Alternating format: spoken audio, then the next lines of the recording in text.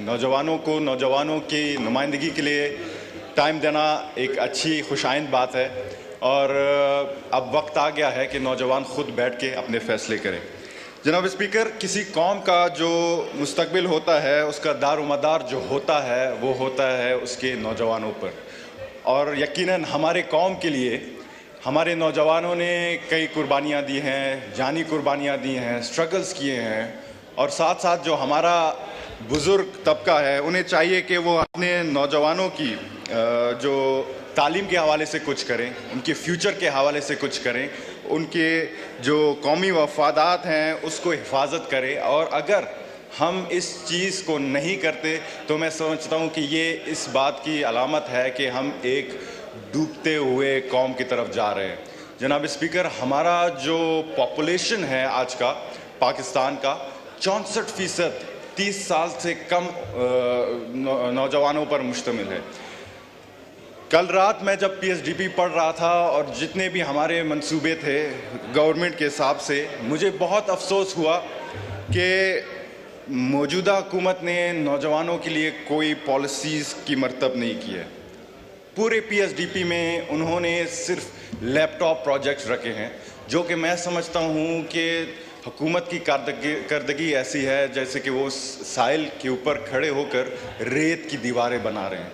जनाब स्पीकर, एक तरफ अगर हमारे नौजवान तबका जो है वो मायूस होकर दहशतगर्द तंजीमों की तरफ बढ़ रही है, तो दूसरी जानिब हमारे मुल्क में जो मंशियात का प्रॉब्लम है उससे हम नहीं लिपट रहे।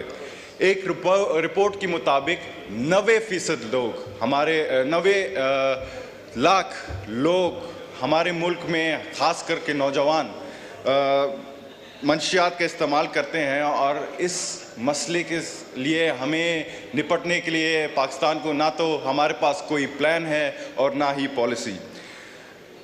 और दूसरी तरफ जो कि ये बेरोज़गार जज्बाती नाराज़ नौजवान है, मैं समझता हूँ कि ये दहशतगर्द तंजीमों के लिए रिक्रूटमेंट का आसानी तरीका है, क्योंकि वो जज्बाती नारों में आकर और कुछ क्या कहते हैं इंसेंटिव्स के लिए मुल्क दुश्मन अनासर के साथ खड़े हो जाते हैं। तो खुदारा जनाब स्पीकर, मुझे पता नहीं कि इस हुकूमत के बाद कोई कहाँ हो, लेकिन हमें इसी मुल्क में रहना है, और मैं इस पार्लिमान का सबसे कम उम्र तरीन पार्लियामेंटेरियन का एजाज़ रखने के साथ साथ ये भी एजाज़ रखता हूँ कि मैं अपने 64% आवाम की नुमाइंदगी करूँ, तो मैं अपने नौजवानों की नुमाइंदगी हर मोड़ पे, हर फोरम पे ज़रूर करूँगा।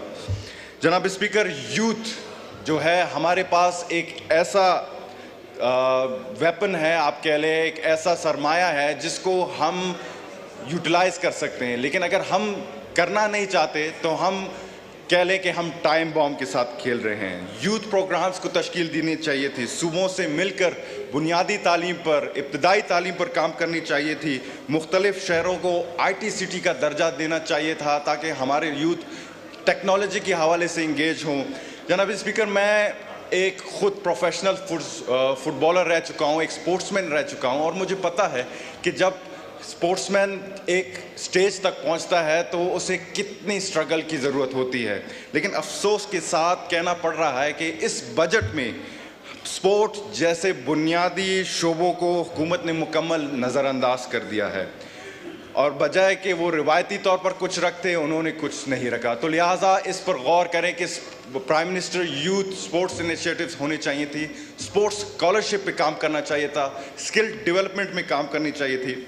जनाब स्पीकर, ये हुए वफाक की बातें। कुछ मैं बलूचिस्तान के हवाले से बात करना चाहता हूँ कि क्योंकि बलूचिस्तान के नौजवान भी मेरे दिल के बड़े करीब हैं। जनाब स्पीकर, मेरा ताल्लुक़ एक ऐसे सूबे से है जिसके लोग आज भी सहारा के रेगिस्तान से बदतर ज़िंदगी गुजारने पर मजबूर हैं।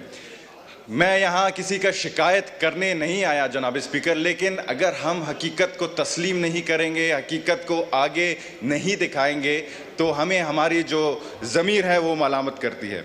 जनाब स्पीकर, गुज़िश्ता 20 सालों में हमारे सूबे और मुल्क में दहशतगर्द हमलों की वजह से कई हज़ारों जानों की कुर्बानी हुई है, ज़ाये हुए हैं, जिनमें हमारे सिक्योरिटी फोर्सेस हैं, جن میں ہمارے اسکالرز ہیں, لیبرز ہیں, اسٹوڈنٹس ہیں, اسپورٹس مین ہیں. لیکن جناب اسپیکر, یقیناً اگر امن اور استحکام اس ملک اور بلوچستان میں ہے تو انہی کی قربانی کی بدولت ہے, اور میں بھی ان متاثرین میں سے ایک ہوں. میرے بھائی کو شہید کیا گیا, میرے والد کو شہید کیا گیا, میرے سینکڑوں ساتھیوں کو آج کل شہید کر رہے ہیں. لیکن عرض یہ ہے کہ, گزارش یہ ہے کہ مجھے اللہ نے ہر چیز دی ہے اور میں زندگی گزار رہا ہوں, لیکن کچھ شہداء ایسے بھی ہیں جن کے گھر میں نہ کھانے کو کھانا ہے اور نہ پینے کو پانی.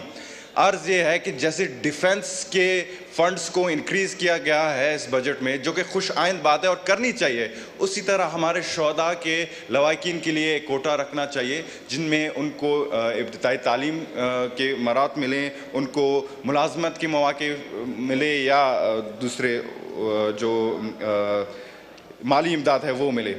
جناب اسپیکر, بڑھتے ہیں بلوچستان میں تعلیم کی صورتحال کے حوالے سے, اور میں خصوصاً اس پہ توجہ چاہوں گا کیونکہ فیڈرل میں ہمارے کچھ ایسے اسکیمز پھنسے ہوئے ہیں جو کہ خوش آئند بات ہے. جناب اسپیکر, 5 سال, آج سے 5 سال پہلے جب میرے والد شہید سراج رحسانی کو ملک دشمن عناصر نے ان کے 300 سے زائد ساتھیوں سمیت شہید کیا, تو میں اس وقت تھائی لینڈ میں اعلیٰ تعلیم حاصل کر رہا تھا. تو جب میں واپس لوٹا تو میرے سامنے 2 آپشنز تھے. پہلا آپشن تھا کہ میں چپ کر کے بیٹھوں, دوسرا آپشن یہ تھا کہ میں ان کا بدلہ لوں. اس میں یہ تھا کہ بندوق اٹھا کے پہاڑوں کا رخ کروں, ریاست کے ساتھ لڑوں, یا کسی کے بہکاوے میں آ کر کچھ کروں.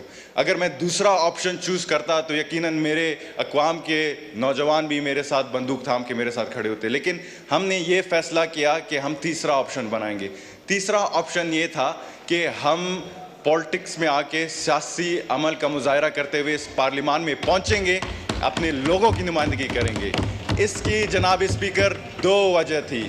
پہلا وجہ یہ تھا تعلیم, دوسرا وجہ یہ تھا کہ ہماری شہید رانی محترمہ بے نظیر بھٹو صاحبہ نے ہمیں یہ سکھایا تھا کہ democracy is the best revenge.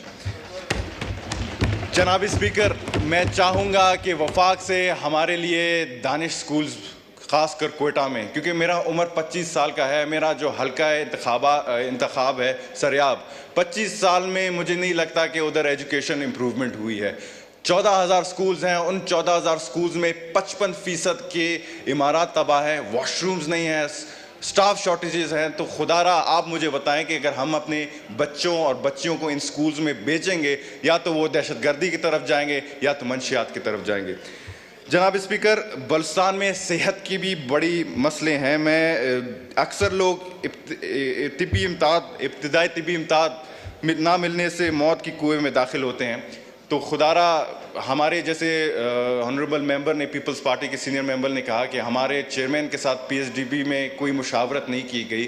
تو خدا را اگر ہمارے ساتھ پی ایس ڈی پی میں مشاورت کرتے تو ہم انہیں بہتر بتا سکتے تھے کہ بلوچستان میں ہیلتھ کے حوالے سے کیا ضرورت ہے. کوئٹہ جیسے شہر میں ہمارے پاس ٹراما سینٹرز نہیں ہیں. سریاب جو کہ کوئٹہ کا دل ہے, لوگ دن بدن ٹریفک حادثات سے مر رہے ہیں. تو خدا را اس پر بھی توجہ دی جائے. جناب اسپیکر, گیس کے حوالے سے ہم اگر بات کریں تو گیس کی دریافت جو ہوتی ہے وہ بلوچستان سے ہوتی ہے, اور بلوچستان سے ہی گزر کر پورے ملک میں جاتی ہے.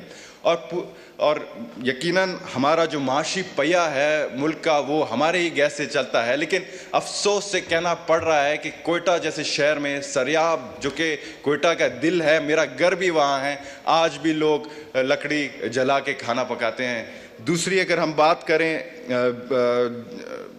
جو ہمارا زراعت ہے اس پر ہمارا بہت زیادہ ڈپینڈنسی ہے, اور پانی کی قلت کی وجہ سے ہمارا جو ضروریات ہے وہ پوری نہیں ہو رہی. اور دوسری طرف کچی کینال منصوبوں سمیت دوسرے پروجیکٹس جو ہیں ان پر کام نہ ہونے سے ہمارا زراعت تباہی کی طرف جا رہی ہے. اور رہی صحیح دوسری کسر, وہ تو بجلی پورا کر رہی ہے کہ بجلی ہمارے 24 گھنٹے میں صرف 2 سے 3 گھنٹے ہیں. تو لہٰذا اس گیس اور بجلی کے سمندر کے چند قطروں پر ہمارے بھی حق تسلیم کیا جائے. جناب اسپیکر, میں وائنڈ اپ کر رہا ہوں. آخر میں 2 ریکویسٹ وفاق سے کروں گا کیونکہ میرا یہ پہلا ٹائم ہے وفاق میں. سب سے پہلے یہ ہے کہ بلوچستان کے مسئلے کو آپ سمجھیں دلچسپی کے ساتھ.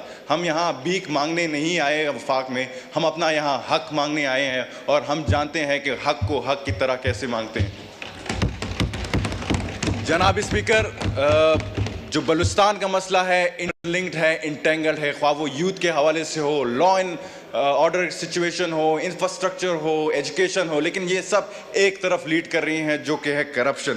جناب اسپیکر, ہمارے چیئرمین کا بلاول بھٹو زرداری صاحب کا زیرو ٹالرنس اپروچ اپنانے کا فیصلہ ہے اس پہ, کرپشن پہ. اور اسی طرح میں وفاق سے بھی یہ درخواست کروں گا کہ بلوچستان کے جتنے بھی منصوبے آتے ہیں, یا خواہ وہ افسران کے حوالے سے ہو یا اسکیمز کے حوالے سے ہو, ہمارے اوپر وہ یہ واضح کریں, اس کی نشاندہی کی جائے تاکہ ہمیں پتہ چلے کہ ہمارے نوکریاں کون بیچ رہا ہے, ہماری ایجوکیشنز کی سیٹس کہاں بک رہی ہیں. اور جہاں تک بات ہے نوجوانوں کی, میں سمجھتا ہوں کہ جتنے بھی ہمارے فیڈرل میں بلوچستان کے کوٹا آتے ہیں ان میں میک شور کریں کہ بلوچستان کے ہی لوگ لگیں تاکہ ہمیں پتہ چلے. آخر میں جناب اسپیکر, میں وزیر اعظم صاحب سے یہ درخواست کروں گا کہ بلوچستان اپنے کابینہ کے ساتھ آئیں, ہمارے ایجوکیشنل انسٹیٹیوٹس میں وہ سیمینارز کرے تاکہ ہمارے نوجوانوں کو جانے کہ کس طریقے کے وہ جو گریونسز رکھتے ہیں ان کو سنیں. اور میں چاہوں گا کہ درخواست کروں گا کہ اس قوم کے بچے بھی وزیر اعظم کے اپنے بچے ہیں, ان کو بھی حمزہ کی طرح ٹریٹ کرے تو بہتر ہوگا, ورنہ یہ قوم ہمیں کبھی معاف نہیں کرے گی. اور قوم اور ہمارے جتنے بھی پارلیمنٹیرین یہاں بیٹھے ہیں عمر میں شاید ہی مجھ سے بڑے ہوں گے, لیکن ان کو میں ایک بات ضرور کہوں گا کہ conflict is a normal phenomena.